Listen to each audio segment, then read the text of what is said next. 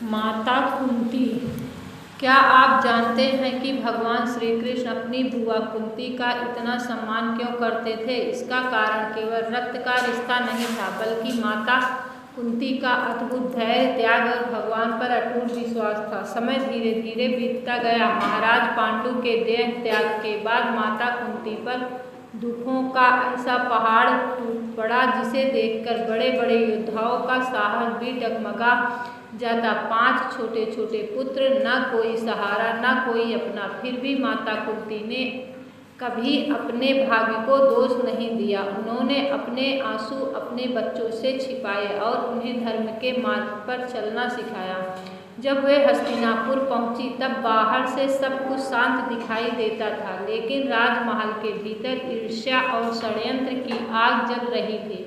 दुर्योधन पांडवों को अपना सबसे बड़ा शत्रु मानने लगा था। वह हर हाल में उन्हें समाप्त करना चाहता था। एक दिन माता कुंती को पता चला कि भीम को विष देकर नदी में फेंक दिया गया है। यह समाचार सुनते ही उनका हृदय कांप उठा। वे रोते हुए भगवान से प्रार्थना करने लगी, हे प्रभु, यदि मेरे पुत्रों ने कभी धर्म का साथ नहीं छोड़ा तो उनकी रक्षा अवश्य करना। कुछ समय बाद भीम सकुशल लौट आए। माता कुंती ने उन्हें अपने हृदय से लगा लिया। उनकी आंखों से आंसू बह रहे थे, लेकिन उन आंसुओं में दुख से अधिक भगवान के प्रति कृतज्ञता थी।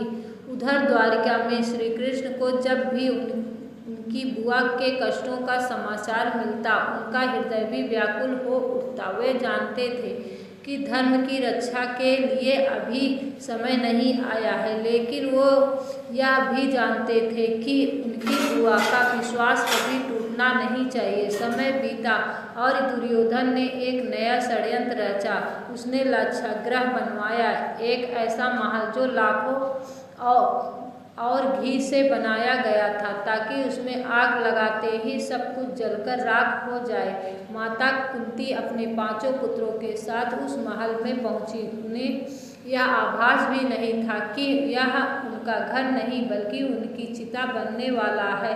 रात गहराई, चारों ओर सन्नाटा था। तभी विदुर की गुप्त योजना के अनुसार पांडवों ने सुरंग के रास्ते बाहर निकलकर अपने प्राण बचाए। अगले दिन पूरे आर्यावर्त में यह समाचार फैल गया कि कुंती और 5 पांडव अग्नि में जलकर भस्म हो गए, लेकिन भगवान मुस्कुरा रहे थे। उन्हें सत्य ज्ञात था। वे जानते थे कि धर्म की ज्योति को कोई अग्नि बुझा नहीं सकती। कुछ समय बाद जब श्री कृष्ण की भेंट अपनी बुआ से हुई, तो उन्होंने उनके चरणों में सिर झुका दिया। कुंती ने आश्चर्य से कहा, वत्स कृष्ण, तुम तो स्वयं जगत के पालनहार हो, मेरे चरणों क्यों छूते हो? श्री कृष्ण ने मुस्कुराकर उत्तर दिया, बुआ, संसार में वह सबसे बड़ा है जो विपत्ति में भी धर्म का साथ नहीं छोड़ता।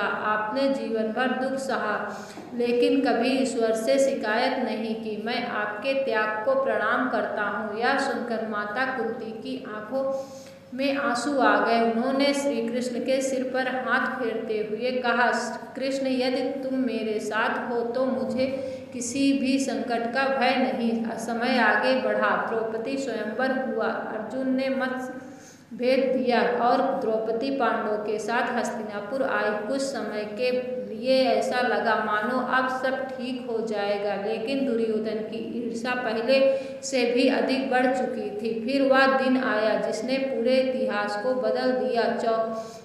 सर का खेल खेला गया। छल से पांडवों का राज छीन लिया गया। द्रौपदी का अपमान हुआ। उस समय माता कुंती वहां उपस्थित नहीं थी, लेकिन जब उन्हें यह समाचार मिला तो उनका हृदय रो पड़ा। उन्होंने हाथ जोड़कर केवल एक ही नाम पुकारा, कृष्ण कृष्ण। और जैसे ही द्रौपदी ने भी पूरी श्रद्धा से श्री कृष्ण को पुकारा, भगवान ने उनकी लाज की रक्षा की। उस दिन माता कुंती का विश्वास और भी दृढ़ हो गया। उन्होंने मन ही मन कहा, मेरा भतीजा केवल वासुदेव का पुत्र नहीं, वह स्वयं नारायण है। इसके बाद पांडवों के 13 वर्ष का वनवास मिला। वन के संकट, भूख प्यास, कठिन यात्राएं, ये सब कुछ उन्होंने सहा। माता कुंती अपने पुत्रों से दूर थी, लेकिन उनका विश्वास हर पल श्री कृष्ण पर टिका रहा। श्री कृष्ण भी समय समय पर पांडवों का मार्गदर्शन करते रहे। वे जानते थे कि अधर्म कुछ समय के लिए विजयी दिखाई दे सकता है, लेकिन अंत में विजय केवल धर्म की ही होती है। और अंततः वह समय आया जब कुरुक्षेत्र की रणभूमि में धर्म और अधर्म आमने सामने खड़े थे। श्री कृष्ण अर्जुन के सारथी बने, लेकिन उनके हृदय में अपनी बुआ के आंसू भी बसे हुए थे। वे जानते थे कि यह युद्ध केवल राज्य के लिए नहीं, बल्कि माता कुंती के जीवन भर के अपमान, संघर्ष और धर्म की रक्षा के लिए भी लड़ा जा रहा है।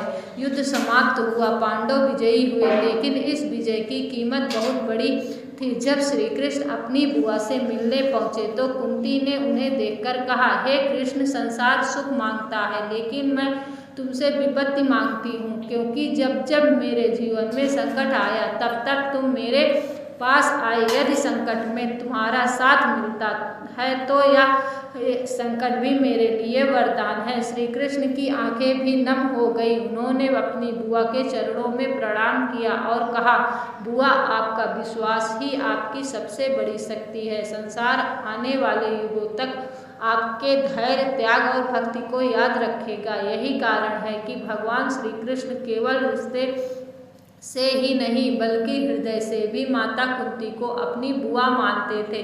उनका यह संबंध हमें सिखाता है कि सच्ची भक्ति वही है जो सुख में नहीं, बल्कि सबसे कठिन समय में भी भगवान पर विश्वास बनाए रखे। जय श्री कृष्ण, जय श्री राधे। यदि आपको यह कथा अच्छी लगी हो तो मेरे चैनल को सब्सक्राइब करें और कमेंट में जय श्री कृष्ण लिखें।